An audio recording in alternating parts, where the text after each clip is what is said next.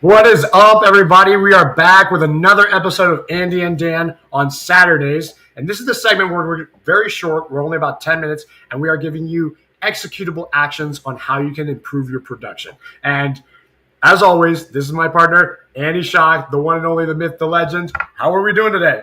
Happy Saturday. Happy Saturday. Saturday. I heard we're talking about sellers today. Oh my gosh. So that's one of the things I really wanted to touch on because we are seeing so many price reductions in the market because properties are sitting so long on the market. So what we're going to do today is we're going to do a banter of you and me, and we're going to see how we can implement things for the agents as we go along. That's great because I love sellers. So what's your take on it?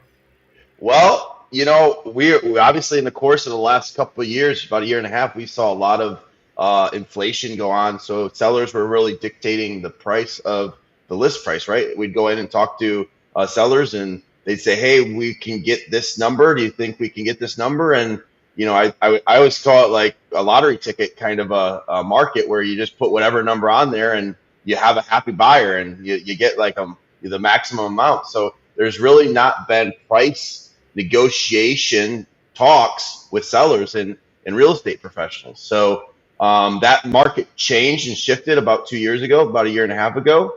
And now we're seeing market price on properties come down or price or property on market sit for days on market. And then the real estate professional has to come in and have a conversation, realistic conversation. Before all of that wave, we were training, coaching, and teaching our agents to talk about the runway of what it looked like for property to come on the market. And if we didn't get a certain number of hits or a certain number of calls or a certain number of property showings, we were reducing the property down within 2 or 3 weeks, right? Or maybe we'll sit it on the market for 20 days or 25 days. And then we have an adjusted kind of a tier system of where we're bringing the property down to. Agents and professionals got away from that. And we're now starting to train professionals to have these conversations up front. And I'll pause there because I know you got a lot to add to that. So to that point, setting expectations is so vitally important, and you have to set a timeline in advance. And my recommendation is going to be, depending on how much engagement you get, how many showings you get, how many people show up at your open houses, it can be 2, 3, or 4 weeks. Because right now we're seeing properties sit anywhere between 50 to 85 days or more. But you don't want to let your property sit and get stale, and so you got to prepare it in advance. So that, my opinion, is under 3 weeks, we need to be making adjustments if we don't see enough engagement. Yeah, I'm right there with you, Dan. I'm saying 2 weeks, 14 days maximum. Yeah, I'm saying 14 days maximum because think about the market where it came from, right? The industry standard or the industry hype was that the property comes onto the market, you have a handful of showings, almost like an auction style, and that many bidders bid that property value up, right? And that's within 2 or 3 days of the property. Generally, a great day to list a property is a Thursday, right? That's obviously you get the Friday on the market, you get the Saturday and Sunday, you do an open house Sunday, you get a successful closing on Monday, or successful property offer on over the weekend, and then you negotiate on Sunday, Monday, and then you have a successful sale and you start going through that process. That's not reality anymore. So if you think about that same concept, but you realize that you're not getting as much traffic as you once were or thought you were a couple of years ago in the market, in a different market, and you're not seeing that activity, what do you have to, you can't let that property sit, and I'm going to say stagnate onto the market. So if you're not getting that kind of activity in the next first 7 to 10 days, reality says that 14-day mark is a certain pendulum that you have to start swinging more engagement. How do you swing more engagement? Open up the marketplace. Marketplace opening up is buyers that are in that marketplace at a lower reduced sale price that your property is not in, and then you put that property into by lowering that price. Maybe it's even $5,000 or $10,000. It doesn't have to be drastic, but at least you're bringing that property down a marginal, possibly a nominal amount.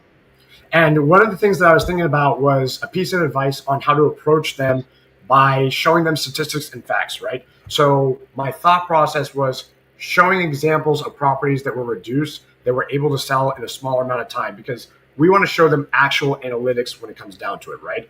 And then in comparison, the ones that are still sitting on the market, and you can literally, obviously, all of us have the access to go ahead and see all the price reductions, and you'll be able to see which ones did and which ones didn't. And that is my opinion on how I would approach it, because you're coming at them with facts, and that way it's neutral, right? Zero emotions. Yeah.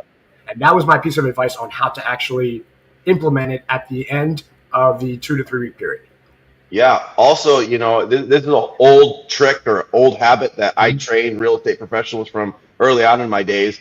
And I watched the market go differently over the course of the last 10, 15 years. But when you do a CMA, many agents come out and they spit out a CMA with a number, right?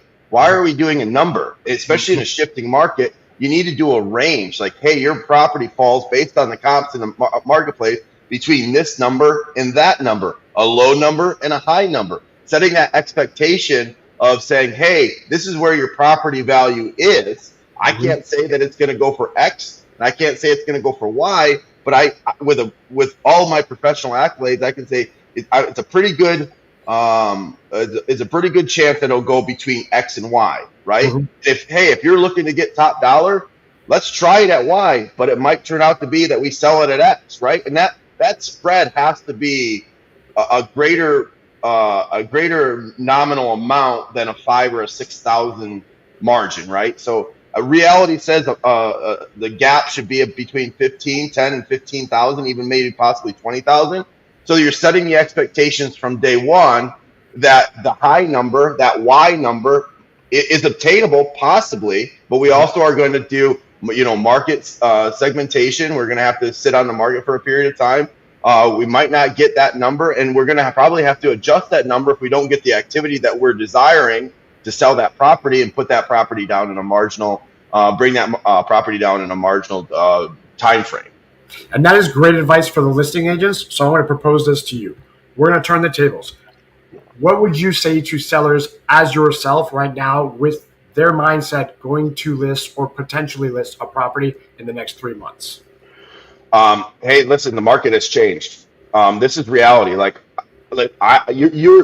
enlisting the services of me as a professional to sell your home. I'm not here to list your home.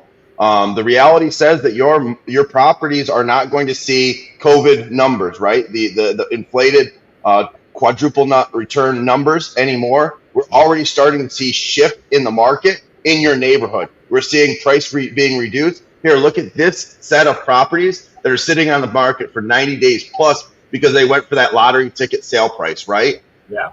My comps show that the value is going to be between X and Y. My recommendation is the closer you get to X, the better offer, the better chance we have to get an offer. Our goal is to get that X and to have enough buzz to swing it up to Y and create that buzz in an auction style type environment where we have multiple excited buyers that then multiply bid on that property to bring that up to Y or beyond.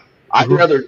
I'd rather try that right now in this market than to go at our top number and hope we get one that is interested in your home that then brings the property down 5 or 10,000 off of that Y number.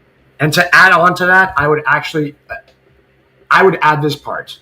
I would ask them, realistically speaking, are you willing to go and swing down to X? Because at that point, you have to propose to them the idea that the reality is they're going to keep their property, right? So it's the balance between, are we willing to actually finagle and be reasonable, or the reality is you're just going to keep the property at the end of the day. And it's not the worst case scenario, but we just want to be realistic and set those expectations in advance. So 100%. I can agree more. So we're going to end this with this, right? We botched last week. We had a weather storm last week, right? And we were supposed to launch the Actually Real Estate podcast last week, Tuesday at 1 p.m. So I'm going to take the blame on that one because it was over here in Central Florida. I mean, the storm was nuts. I couldn't believe it. I was amazed because that had never happened to us before, and we've had hurricanes all the way through here. So we apologize fully. But, however, we are going to be doing our podcast for 30 minutes, the Actually Real Estate podcast, this next Tuesday at 1 p.m. EST time. Right, Andy? Yes, that's right. 1 o'clock Eastern Standard Time. Yeah, so you guys are going to be filled with so much content, so much fire, so much education, and that's what we want to give to you guys, and that's what we want to promote at the end of the day. And that's the concept behind all of this, and we just want to see everybody succeed because that way it builds the industry as a whole. That's right. And we're in the pursuit of building professionals become the best versions of themselves every single day. And that's what we're doing this for. And that's what we'd love to do. So if you want more information about us, the website is in the bottom of the corner, www.Legacy Builders USA. Go check us out. We're got definitely a great ecosystem to help support you. Talking all about sellers. Be realistic, be honest. It's still a relationship business in a service industry. You're not doing your customers any service by putting their property outside of their market value. Yep. Eliminate the fear, right? The reality is it's just facts. And the fear is just built up in your head. And with that, we appreciate you guys. We adore you guys. And we'll see you all Tuesday at 1 p.m. Happy Saturday, everyone. Goodbye. Happy Saturday, guys.